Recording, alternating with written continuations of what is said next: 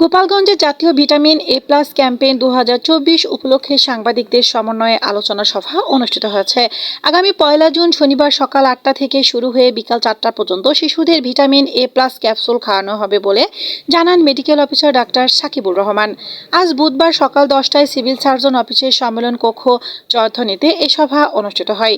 এবছর জাতীয় vitamin A plus ক্যাম্পেইনে জেলায় 6 থেকে 11 মাস বয়সের 26,170 জন সুস্থ শিশুকে IU এর একটি নীল ক্যাপসুল ও 12 মাস থেকে 59 মাস বয়সের 1,64,932 জন সুস্থ শিশুকে IU এর একটি লাল ক্যাপসুল খাওয়ানো হবে।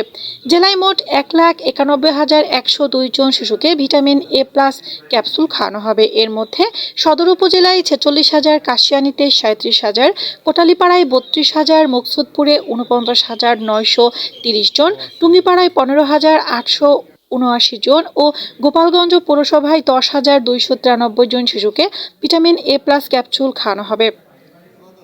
জেলায় 7টি স্থায়ী কেন্দ্র ও 1,709টি অস্থায়ী কেন্দ্র সহ মোট 1,716টি কেন্দ্রে এসব ক্যাপসুল খাওয়ানো হবে। এই আলোচনা সভায় মেডিকেল অফিসার ডাক্তার সাকিবুর রহমানের সঞ্চালনায় মেডিকেল অফিসার দীপাকর বিশ্বাস, মেডিকেল অফিসার সাদ মোহাম্মদ জয়, জেলা ইপিআই সুপারিনটেন্ডেন্ট দীপক রঞ্জন সরকার সহ জেলার টিভি ও প্রিন্ট মিডিয়ার সাংবাদিকগণ উপস্থিত ছিলেন। গোপালগঞ্জ নিউজ, NF তানি।